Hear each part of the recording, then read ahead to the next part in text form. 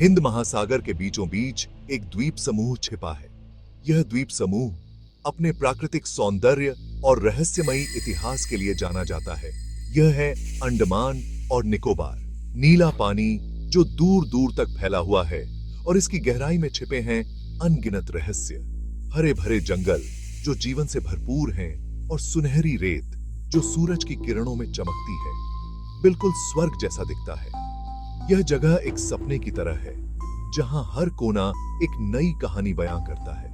लेकिन हर चमकती चीज सोना नहीं होती। इस सुंदरता के पीछे छिपा है एक अंधेरा सच जो इस द्वीप समूह की असली पहचान है। यहाँ एक काला सच दबा हुआ है, एक ऐसा सच जो समय के साथ धुंधला हो गया है, लेकिन उसकी छाया आज भी यहाँ महसूस की जा सकती है। एक ऐसी जगह जहाँ इतिहास खून के आंसू रोता है।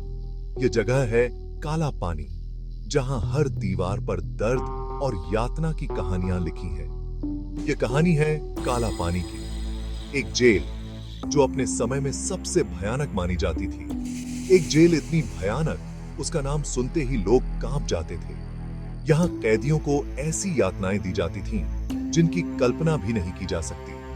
यह जेल अंग्रेजों ने बनाई थी। इसका मकसद था भारत के वीर सपूतों को कुचलना, जो स्वतंत्रता की लद्दाच रहे थे। इसका मकसद था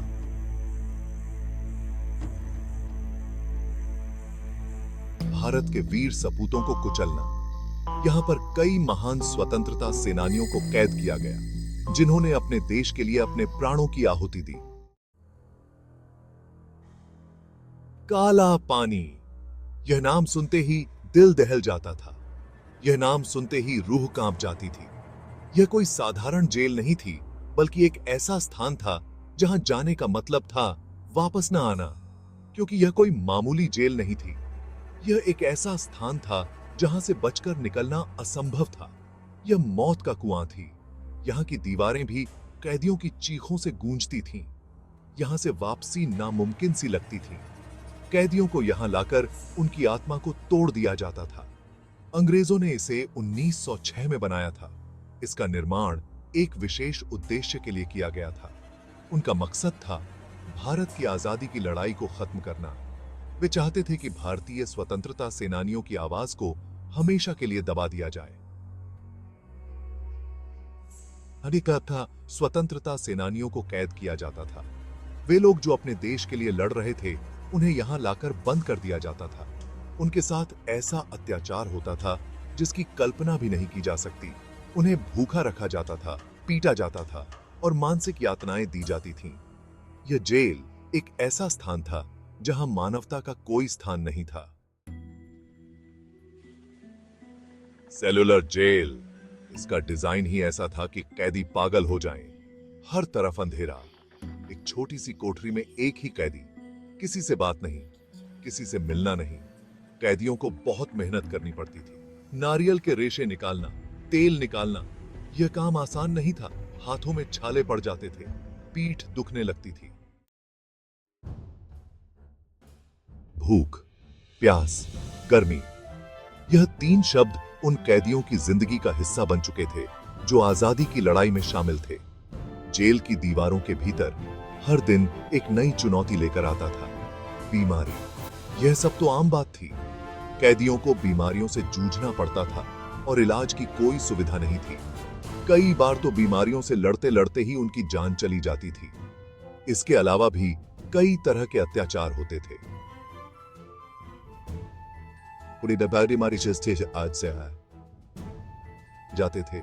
कैदियों को बुरी तरह पीटा जाता था ताकि उनका मनोबल टूट जाए और वे हार मान लें।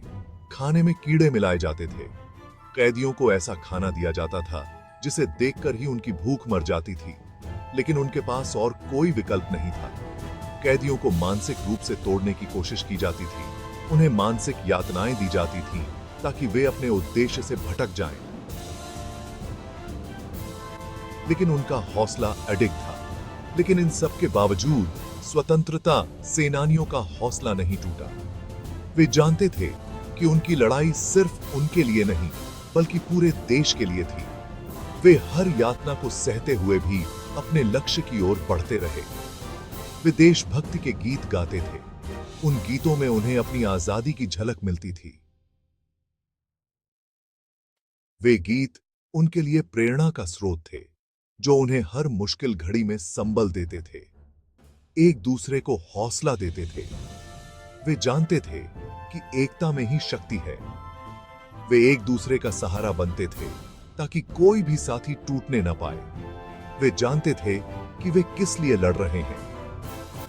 उनके दिलों में आजादी की लौ जल रही थी, जो कभी बुझने वाली नहीं थी। वे हर यातना को सहते हुए भी अपने उद्देश्य की ओर बढ़ते रहे। वे भारत मां के सच्चे सपूत थे। उनके बलिदान और संघर्ष ने हमें आजादी दिलाई। उनकी कहानी हमें हमेशा प्रेरित करती रहेगी और हमें याद दिलाती रहेगी कि आजादी की कीमत क्या होती है। किरसाई। कई वीरों ने काला पानी में दम तोड़ दिया। उनके नाम इतिहास में हमेशा के लिए अमर हो गए। वीर सावरकर, बाघा जातिन, हेमू कलानी, यह तो बस कुछ नाम हैं। ऐसे अनगिनत नायक थे जिन्होंने देश के लिए अपनी जान कुर्बान कर दी। उनका बलिदान बेकार नहीं गया। उनकी कुर्बानी ने लाखों भारतीयों को प्रेरित किया। आजादी की लड़ाई और तेज हो गई। 15 अगस्त 1947 यह दिन आया और भारत आजाद हो गया।